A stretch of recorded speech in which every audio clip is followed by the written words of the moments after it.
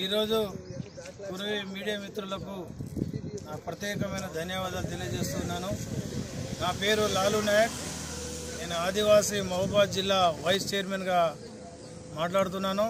ముఖ్య విషయం ఏంటంటే మొన్న జరిగిన శాసనసభ ఎలక్షన్లో గ్రూపులు తగాదాలు లేకుండా కాంగ్రెస్ పార్టీ ఇచ్చిన అభ్యర్థికి దాదాపుగా 53,000 మెజార్టీతో గెలిపించడం జరిగింది. అందులో ఆ గెలుపులో భాగంగా ఈ ప్రాంత నివాసి అయిన మాలోతు నెహ్రూ నాయక్ గారు ఎంతో కృషి చేశారు. రేయింబగులు ఎంతో కష్టపడి ఇక్కడ పార్టీ ఇచ్చిన అభ్యర్థికి భారీ మెజార్టీతో గెలిపించడం జరిగింది. వారు ఈ నియోజకవర్గంలో అనేక గ్రామాలలో అనేక విధాలుగా సహాయం చేసిన వ్యక్తి.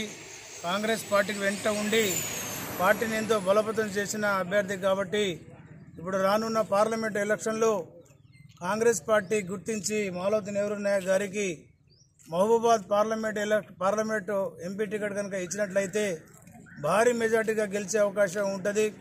మంచి స్వభావం కలిగిన వ్యక్తి, కాంగ్రెస్ పార్టీలో జీవం పోసిన వ్యక్తి కాబట్టి ఆయనకు ఏదో సంపాదనని కాదు కానీ ప్రజాసేవ చేయాలని, ప్రజల్లో ఉండాలని చెప్పి బాగా కోరుకున్న అభ్యర్థి కాబట్టి అధిష్టానం కానీ మన ముఖ్యమంత్రి వర్యులు కానీ అటు సోనియమ్మ కానీ గుర్తించి మహబూబాద్ పార్లమెంట్ టికెట్ కనుక మాలోతు నెహ్రూ నాయక్ గారి కనుక ఇస్తే ఇక్కడ భారీ మెజార్టీతో గెలిచే అవకాశం ఉంది.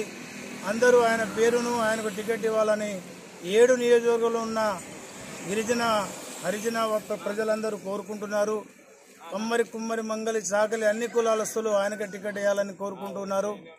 ఆయనకు ఎంపీ టికెట్ ఇచ్చి ఇప్పటి వరకు గిరిజన మంత్రి ఇవ్వకుండా ఆపిన గిరిజన మంత్రి పోస్టును బలరాం నాయక్ గారికి ఎమ్మెల్సీ ఇస్తూ మంత్రిలో బర్తరఫ్ చేసి మాలోతు నెహ్రూ నాయక్ గారికి ఎంపీ టికెట్ ఇచ్చినట్లయితే భారీ మెజార్టీ గెలిచే అవకాశం ఉంది. కాబట్టి కాంగ్రెస్ పార్టీ అధిష్టానం, తెలంగాణ అధిష్టానం కానీ అటు ఢిల్లీ అధిష్టానం కానీ ఆలోచించి స్థానికంగా ఉన్న మాలోతు నెహ్రూ నాయక్ గారికి టికెట్ ఇవ్వాలని చెప్పి మీడియా పక్షాన కోరుకుంటూ ముగిస్తున్నాను.